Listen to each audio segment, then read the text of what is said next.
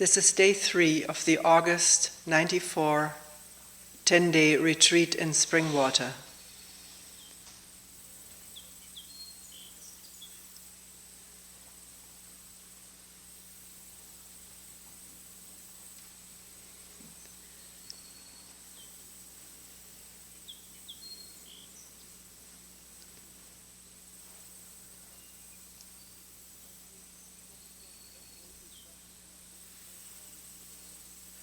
The whole complex and weighty question of what is going on in the world,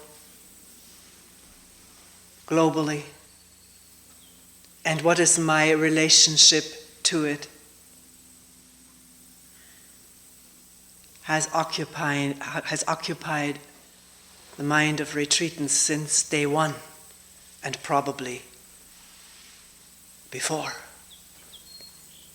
We've had group discussions on it, some of them manifesting all the confusion that exists about what is this world, what is I, and my relationship to this world.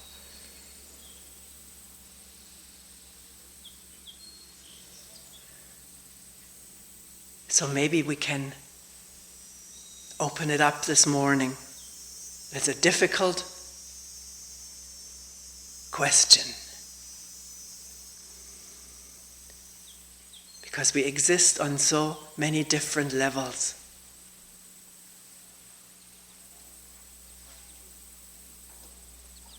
And unless there is clarity, there is confusion of these levels. And the burden of confusion, of not knowing what I need to do, even though I feel I ought to do something.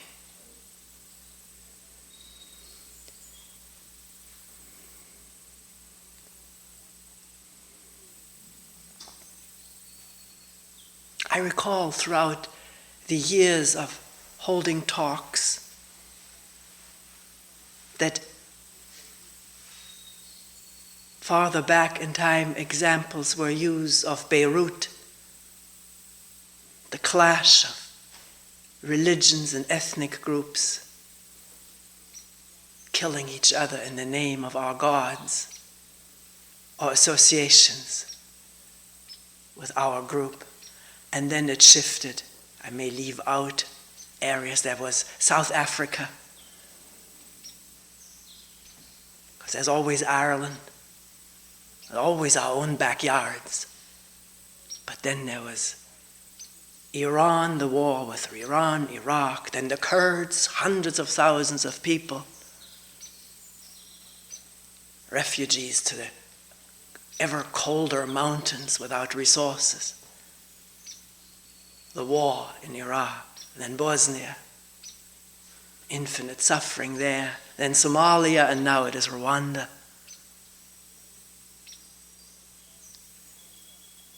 And this will surely not be the last area where there is an eruption of violent confusion based on ignorance of what we are in truth.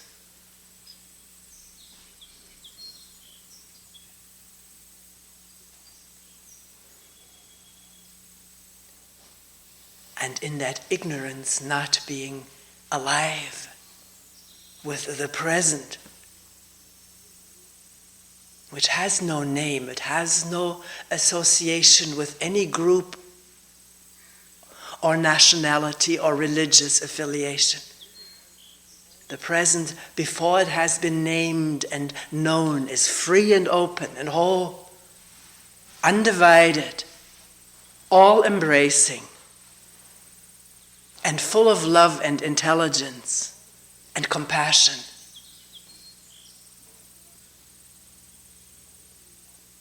Yet when that is not touched, it's not contacted, not in sight, when one doesn't manifest that, one manifests the confusion of separation, and inevitably the identification with my name, my body, my religion, my group, my family,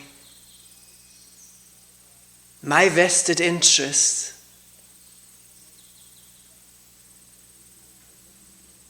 attachments, emotional, professional, ideational, and on and on and on. The circles that bind us.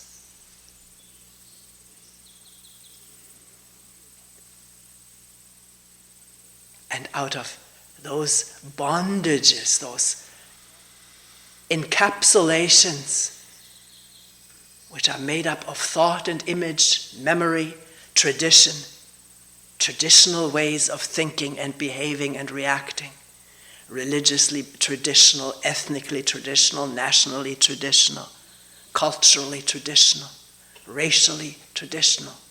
Out of these conditioned imageries and memories, we respond in confusion, or rather react in a confused and confusion furthering or confusion creating way.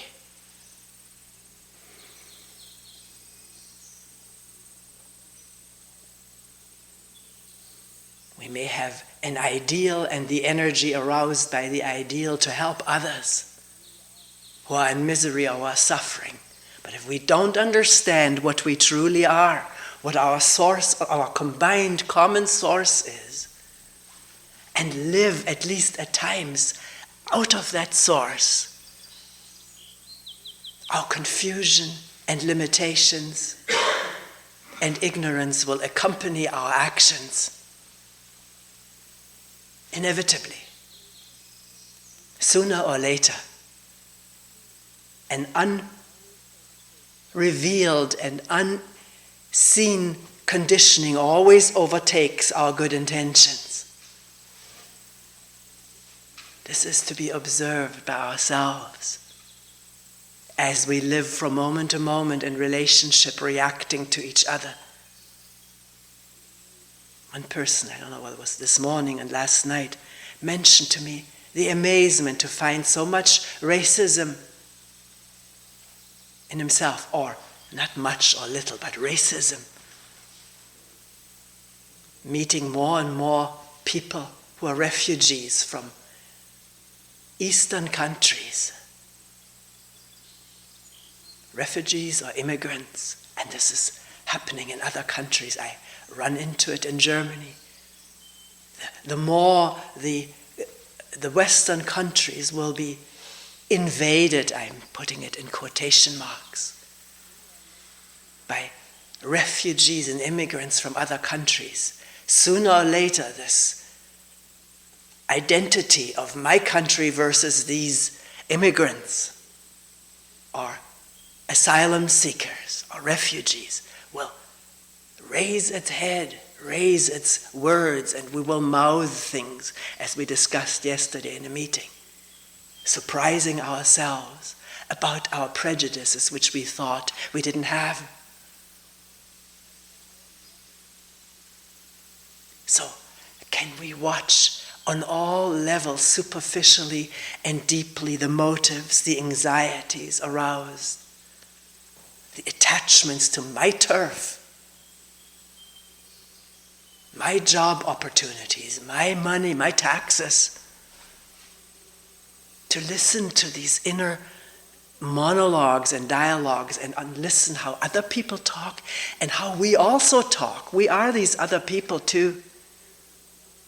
Unless there's clarity and freedom, we are manifesting what everyone else manifests at one time or another, given the situation, the conditions.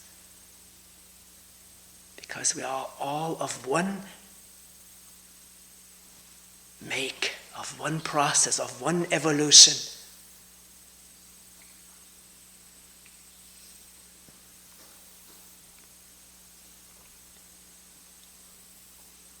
So coming here, is this at least part of one's interest? To find out what we are in truth. Bottom line, or rather beyond the bottom line.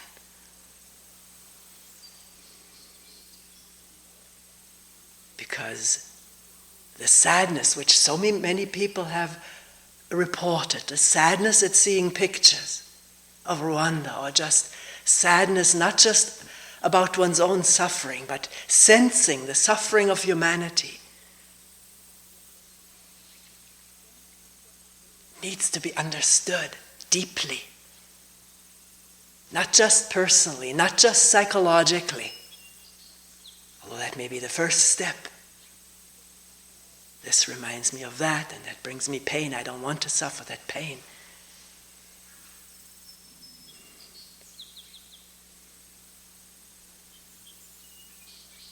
So, are we interested in finding out what we truly are?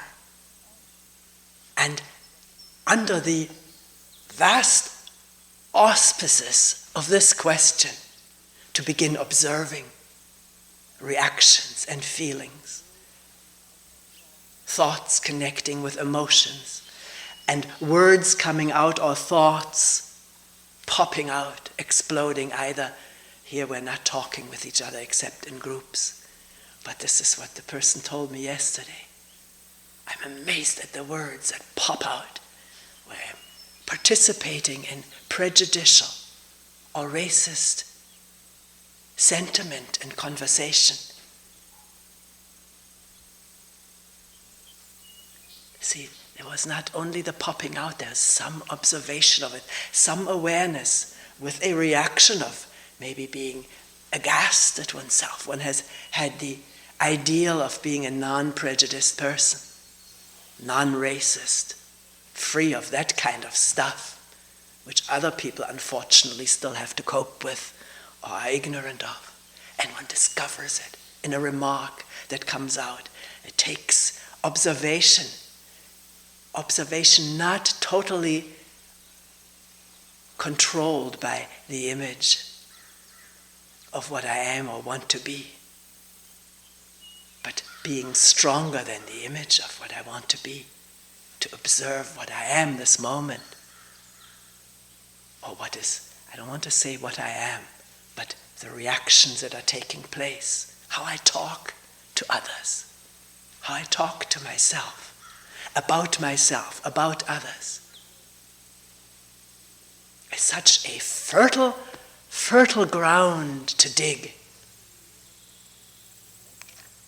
The words that are used, emotionally loaded, so they trigger emotions. About the nerve of this person, the nerve of these people. Don't they know any better? Or why do they do this to me or to us? Why not to someone else? Or just to listen to it. It's difficult to improvise all of this right now because the mind is quite open and empty. But it's there, and it's inviting inspection and insight, which can only happen when the judgmental mind goes into abeyance, at least for moments at a time. Maybe the judgment itself will be seen through, so it loses its power and opens the way to free observation. Or use different words, if you will, observation or listening, awareness, attention, wholesome perception, in which all the organs of perception participate together as one whole perception. One person, or two people, said, I have difficulty when you talk about seeing all the time, because seeing always brings up the eye and then seeing an object there. I see the holes in the floor, one person said, but there's a distance there. The eye is involved. So it's not visual seeing that we're talking about, although seeing a flower and a cloud or a cloud employs the eye and retina, all of this is involved. But much more than just the ears or the eyes or the skin, even though that's alive and open. What is much more is the totality of being. not separate hearing, seeing, or touching, tasting, the totality of it, the openness of this body-mind to receive and be in touch, which what may turn out to be no other than itself.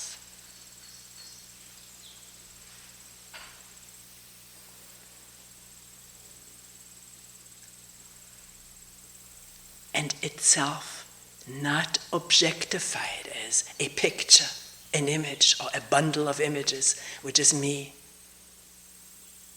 The identity with our imagery is immense, so strong. It needs constant looking, constant waking up to it, that an image has responded with hurt, with attack, with anger, with sorrow. To watch it, to see it, not judge it, not want to get rid of it. The seeing is the new dimension, not meddling with the old, but watching it unfold as it does the moment we wake up, or already during sleep in our wild dreams.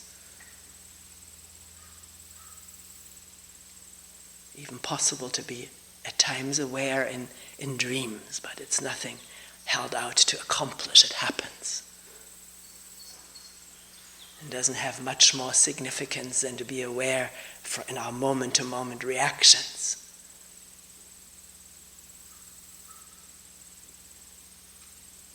So, can there be a growing, evolving awareness of how we talk and react, the tone of our voice, the inflections? Begin to feel the hand scratching, the face. So often we hold our hand to our mouths and play with our mouths. Maybe I've wondered about it a lot so often. I find this is where the hand is, around the mouth. Is this our earliest security, around the mouth, in touch with something, with mother's breast, or second best, a bottle? And in lieu of that, but still recreating it, the touch to the mouth, to be aware of it, not judging it or ridiculing it, condemning it. But the awareness has its own amazing action. It sometimes dissolves a need by illuminating it. The need to feel secure in a habitual, unconscious way, if illuminated, may dissolve. Because awareness is in touchness. Aliveness is in loveness.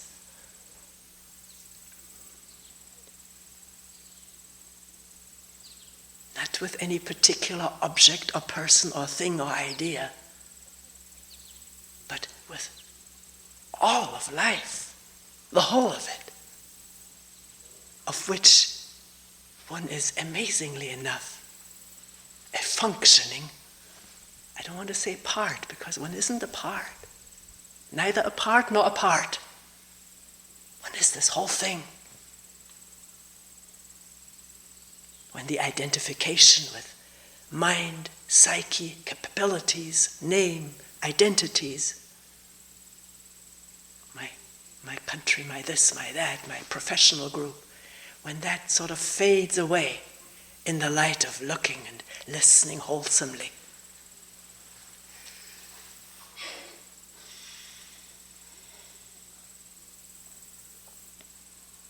so have I gotten away from the troubles of this world? I seem to. But here we are, looking at pictures. One person brought it up continuously, maybe through 2 different meetings. Looking at pictures of the dying in Rwanda.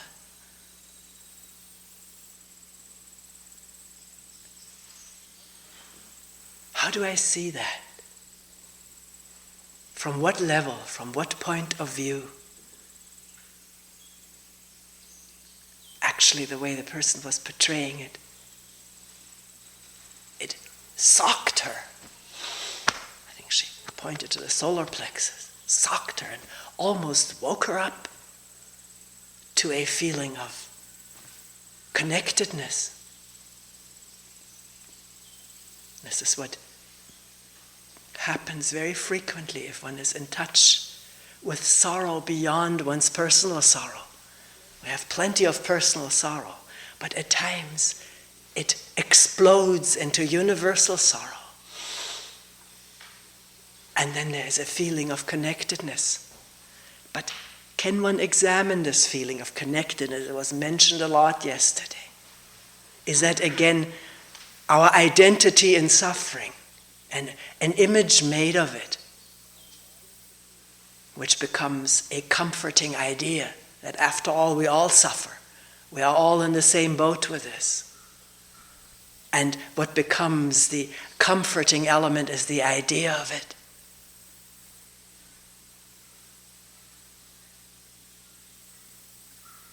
Has a certain inspirational quality. All sufferers. Suffering is good for us, or whatever. All is connected and associated with this idea of suffering. And has plenty connected for people all over the world. Here in the Christian world, I remember visiting countless churches. It was part of our sightseeing when we drove through different cities or were visiting different cities to go to the cathedrals and churches. It was always a gripping experience for me. In a different world, the architecture particularly, these soaring Gothic architectures upward. You can hardly see the top of the ceiling. And of course the stained glass and the incense. Tremendous impact. It made me so happy when finally I could light my own incense at home. Now I had that for myself. I didn't have to look for it someplace else. And then the pictures which do not evade a little child of a man hanging bleeding from a cross. Limp, dead or dying. On the altar, looked up to, or hanging carved in wood on the stained glass. I still look at those pictures when I come across them. In Poland, there's a churchyard nearby the place where we hold retreat with 12 different relief sculptures of the Passion process of Jesus. And I look at this and what is it that pictures do to this body-mind? They ingrain themselves deeply. Conclusions are drawn that maybe one has to suffer, has to be crucified. I don't want to dwell on this too long because there are so many other religions, but suffering is a part of them. All life is suffering is the first noble truth in Buddhism. And of course the fourth is a way out of suffering. The first step being right understanding, or you could say right insight, right at the beginning. Not at the end, but right at the beginning, right understanding. And of what? It can only be of what we are in truth. To have a glimpse into that. Not to demand a continuous awareness that sets us up for trouble and pain and suffering. But to have direct insight into what we are as we look at a picture of suffering Rwandans, dying Rwandans.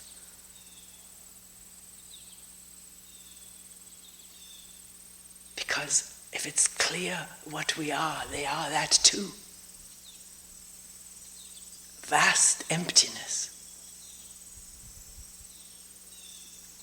Being born and dying at different times, under different conditions. And a lot of so many human beings throughout history has been to die in sorrow, in war, in famine, in abandonment, having been left by one's lover, or the loved ones having died. It's our brief stay on earth, maybe interspersed with moments of happiness or true joy, true aliveness.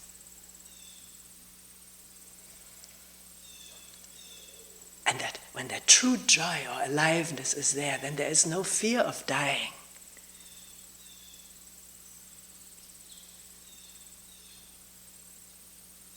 Because aliveness is there. Whether I'm alive or not, born or die, it's there. But does this become an idea already to clutch again?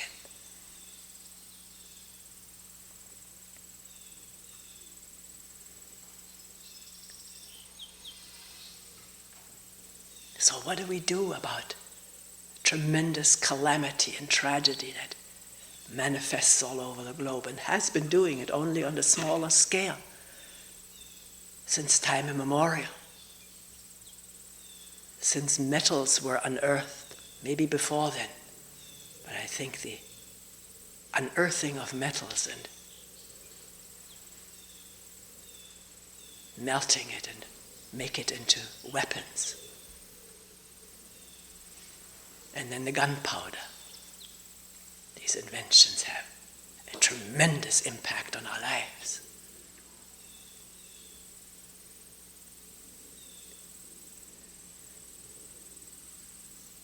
Just wondered right now, what if there was a unconditional prohibition to manufacture weapons and make money off of them?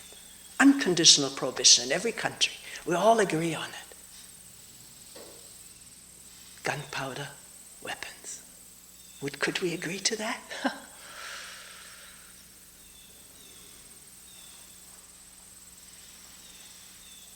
Because millions of people couldn't massacre each other without this weaponry. It would be impossible.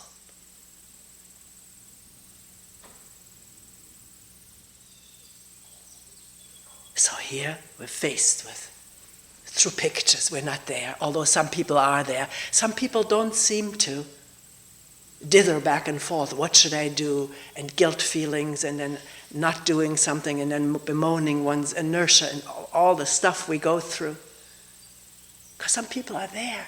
Wherever there has been or is misery, famine, disease, dying, there are also relief workers. Never ceases to amaze me. How did they get there? How do they live? Sometime I would like included in this. How do these relief workers live or vegetate there? How do they wash their hair?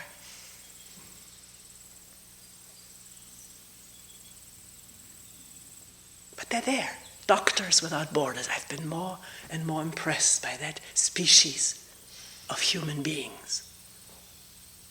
Before the media picked them up, they were there, before they were known. And missionaries, I mean, not the converting ones, although maybe you can't be a missionary without also trying to convert the people you help to your faith. And then a problem is set up again. My religion versus my superior religion versus your inferior one. It's probably how a lot of trouble in Africa started. Religious exploitation, economic exploitation, and just the power exploitation to be the superior race.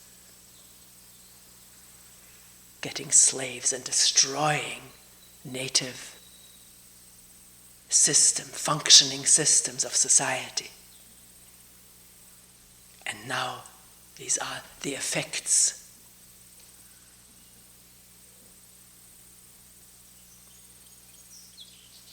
That we are faced with and that we feel so powerless to deal with. And yet there is a doctor without borders, a relief worker who is with a little child, picks up an orphan. I mentioned the very moving scene of a doctor bandaging up a little tiny baby, an infant, with a lot of energy and goodwill, saying to the reporter who had gone in the outback of Somalia. The troops hadn't reached there yet. She said to this reporter, "This baby will probably not live for more than 4 weeks." But she was bandaging it up and holding it. The reporter was rubbing the feet of this little baby.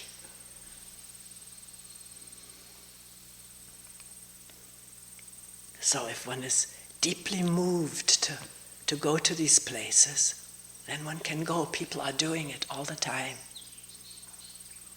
Under great danger to themselves, I'm sure. Danger and discomfort. I'm not holding it up as an ideal.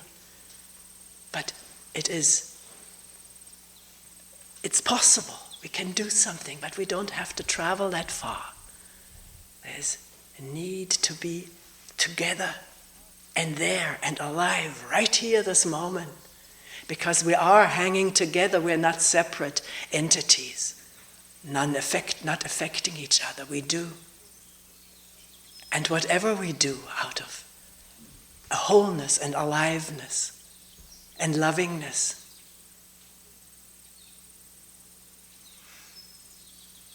happens in the totality of humanness, humanity, consciousness. It doesn't happen separate from it. So whatever its effects are, I don't know. I'm not interested in that. That question does not disturb me. I don't know. It's clear, though, that one pebble dropped into a lake.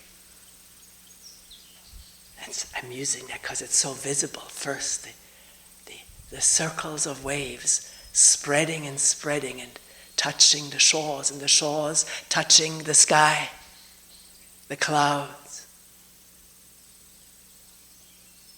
Oh, as it said so beautifully these days, one butterfly spreading its wings or fluttering affects galaxies light years away, at the other end of the cosmos. That's said in physics, chaos theory. I don't know whether it's part of physics, but whatever it's part of. I'm saying it's not religious talk. Oh, is it? Maybe it is. Maybe we're meeting there.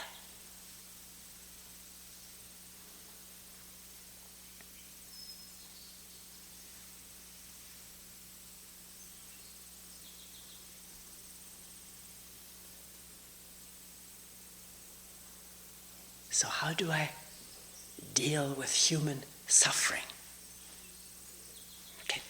Can we start where it's really visible, close, in my own home, my family, and myself, and watch it? How it arises. We so easily say, I'm creating it myself. I know I'm creating it myself. But what is this I that we think creates my suffering? Because it's already another trap. Because then there's guilt and blame. Feeling I have to do penitence for creating all the suffering in myself and others. That's not the solution. We talked about it yesterday at quite a depth, that as long as there is the conviction of separation, there's suffering, there's fear, there's reaching out for pleasure and attachment to pleasure, wanting it at all costs. And if we want anything at all cost, blindly in a tunnel-like existence, we cannot help but step on others, create suffering for others. Pain, hurt is inevitable. Oh, out of fear, all the things we do out of fear. The fear that goes with feeling apart. The anxiety of not belonging, not being accepted, being rejected. And as so many people tell me, and I've discovered myself, out of fear easily comes rage and anger. Or underneath rage and anger, if one doesn't stay just with those forms, fear is discovered underneath it. Fear of being threatened, or of being insufficient, of being nothing.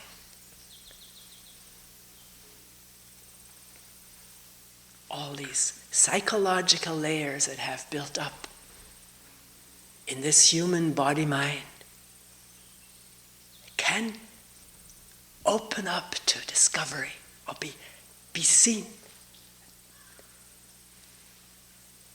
in relationship, in reaction, if we are really interested, and stick with it and don't immediately run away. Don't want to feel the pain. We talked about it yesterday. It's entirely all right to feel the pain of fear or anger, and to watch what sustains it, what keeps it going. Maybe how it came into being was missed, but what sustains it, the storyline, how I talk to myself about myself in habitual ways, how I talk about the others who've done this to me in new or habitual ways, keeps and sustains the anger and the fear. This can be observed. And what is important above all else is that there is sustained awareness. Not so much what comes into awareness. It's either this or that. There's always something. Although at times the mind is empty. But there'll always be something psychological or emotional or reactive to be discovered. But the precious thing is the fact of discovery. The fact that it's possible to see and to be aware. Not just in a firefly way, which is the beginning of it. For a moment a glimpse and then it's gone, and the pain of losing it. But by sticking with watching the pain now of having lost it, watching oneself try to get this thing back, the past experience. Watching, waking up, seeing, hearing, listening, feeling. Then it can become a more sustained movement. Although awareness is not a movement, it just throws light on all the movements, the psychological movements, which most of the time seem to tear us apart or make us clash in conflict.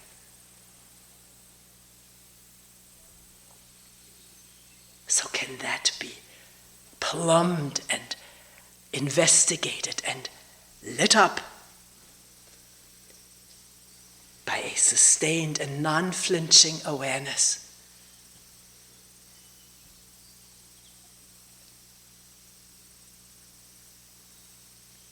Does that help the people in Rwanda? Who are the people in Rwanda? South Africa, right here, or in your hometown? Who are we?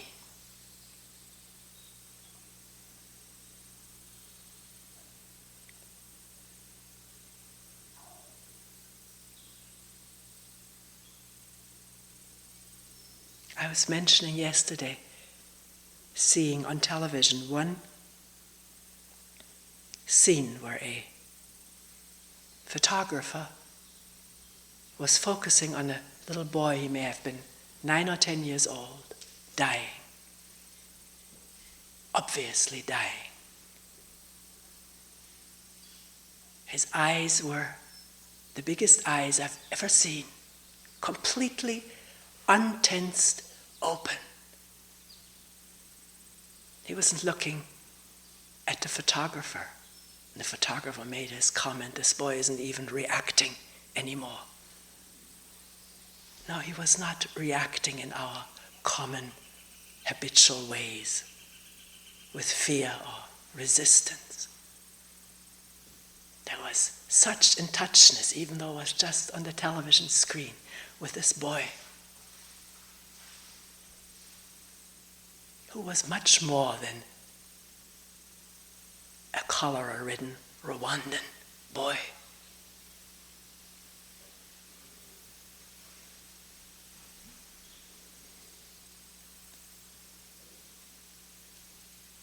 And I venture to say, I may be wrong, that he too was not this body anymore. He saw something else, not visually, totally.